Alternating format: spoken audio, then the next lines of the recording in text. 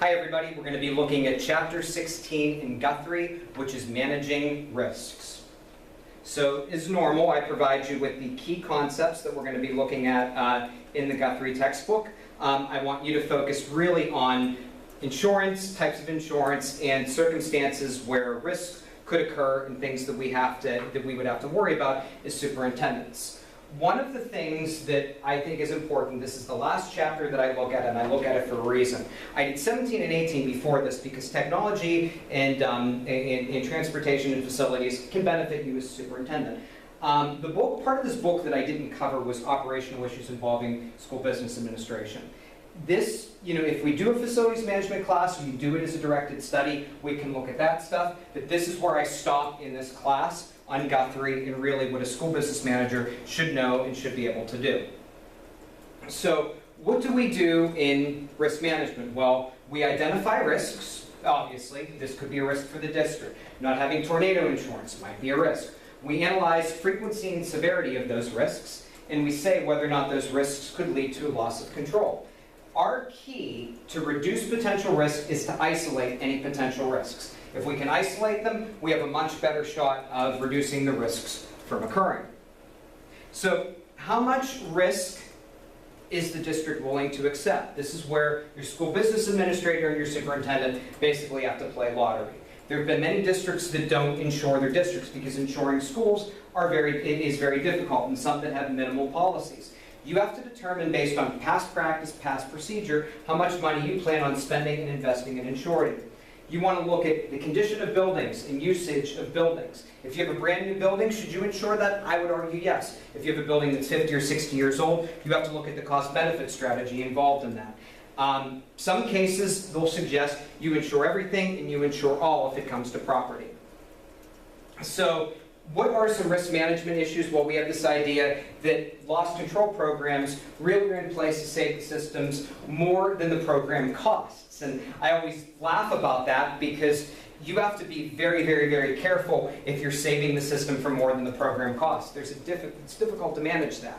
We have to determine, are there potential areas of loss? How can we fix them? How can we reduce the possibility of loss based on a particular activity or situation?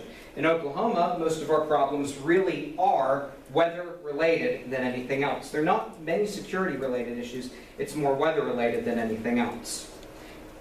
So what can we do? We can find other organizations that will take and assume liability for something that can occur. If that organization is able to do it, we can lease up part of our property to it. We can have a different type of insurance where the insurer is the one that's going to assume 100% liability and risk. We can do that as long as we have documents that protect us and guarantee protection. What I need to say, and you need to hear this, and it's a no-brainer, is that this costs money. If you do this, this is going to be an expense, and it's going to cost you a ton of money in your roles, and you just have to know that. So, what is the strategic role of insurance? Well, you have to understand that insurance really does two things. It has protection and it has service. Protection prohibits financial loss, and service is how you get that financial loss paid for over a certain period of time. So we look at how much it's worth if the financial decision can change it. But if there's a problem with the insurance and there's a problem with the way it's structured, then we have to look at that as well, because then we wonder if the service is actually worth the level of protection that's being provided. So what are types of insurance? There's property and liability. And it's up to the district to determine how much property insurance they're going to have and how much liability insurance they're going to have. Property insurance is schools and facilities. Most of the time, property insurance is done on a building-by-building basis. Liability is really given to the school district, but the levels of protection, we could have wrongful termination, we could have sexual harassment, we could have falls, we could have problems with the facilities causing injury.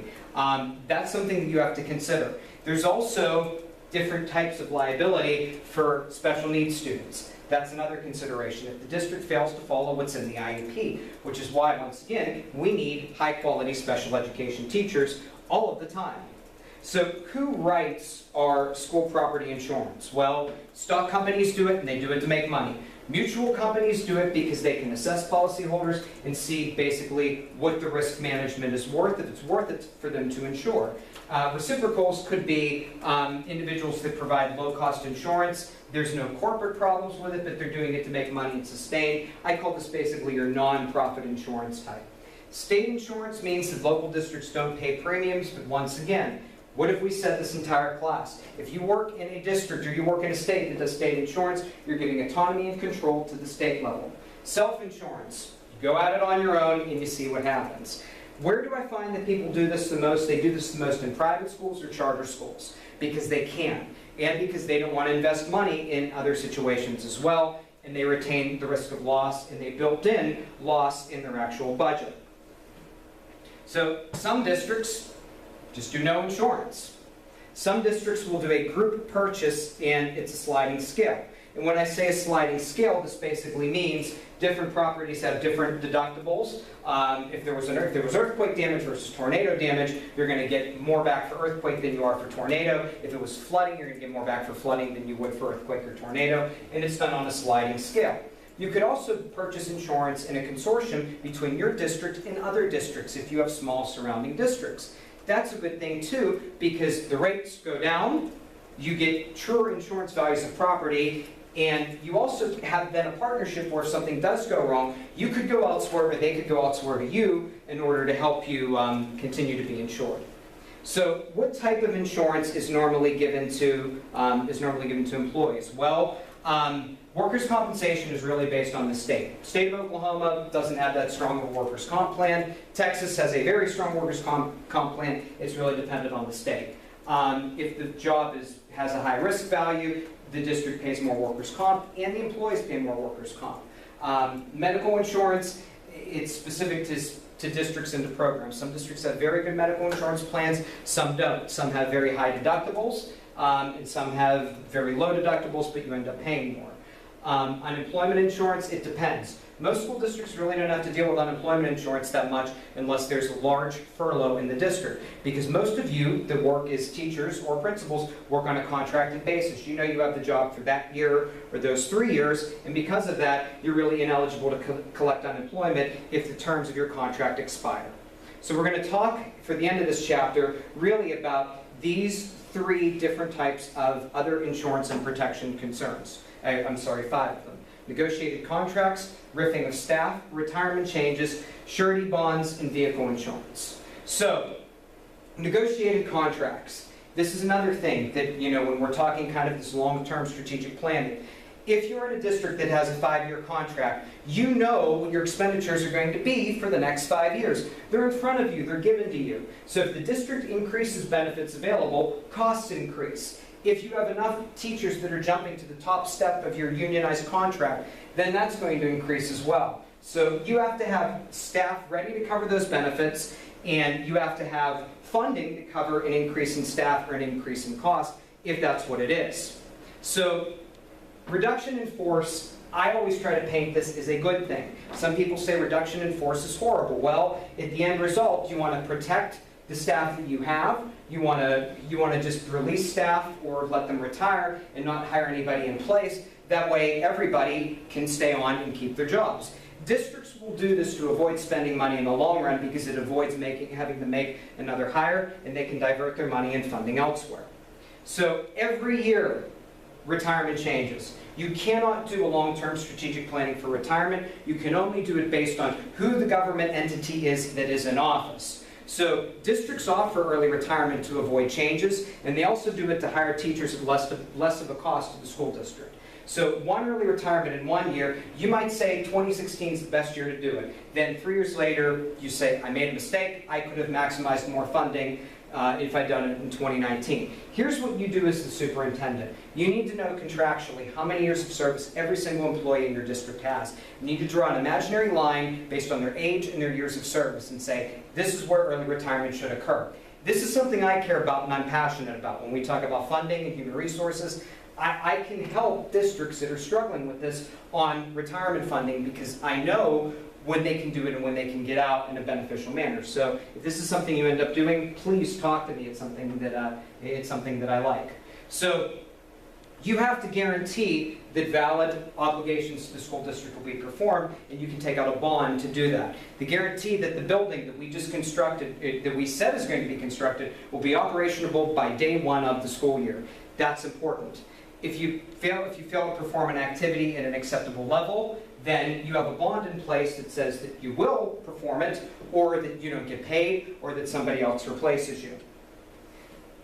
I think differently on vehicle insurance than our textbook does. I think the district should spend a fortune on vehicle insurance. Here's why. We're in a state that really relies on athletics and extracurricular activities, and many times teachers in this state take their children out, take students out after activities and take them out for rewards. Because we live in a community-based district with so many school districts, everything is very much community-oriented. That's a good thing and it's a bad thing. This is why you need to invest in school district vehicles and also vehicle insurance and pay money for it. If we were in a county-wide system, I wouldn't suggest this as much, but a small district systems that we have, you need to do this. You also have to let your drivers know that they can be held liable as well. Me, myself, when I was a school administrator, under no circumstances would I drive to an extracurricular activity. Even though I sponsored quite a few extracurricular activities, I was the jerk that made the district hire a bus driver because I did not want to be held liable and accountable. And you need to know that. And you need to do the same thing too as principals. So OSHA, we have to talk about OSHA here because OSHA can go into school systems. OSHA goes into our colleges. OSHA was established in 1970. And basically it said that all employers have to provide safe and healthy work environments to their employees and to the other stakeholders in community, which is in our case students. So stop and think about this. OSHA is really Maslow's hierarchy of needs. OSHA is the second level of Maslow. It's saying that the school has to provide safety and security. How do we attain that? We do it through OSHA. So what do we need to know about OSHA?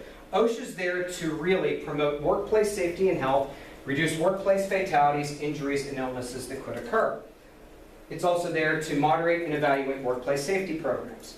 What does OSHA do in schools? Well, me coming from the Northeast, I saw a lot with OSHA in schools really with asbestos in schools, and whether children were learning in a healthy environment if the building was laden in asbestos. So one of the things that OSHA would have to do would be to say whether or not that's a problem at the school.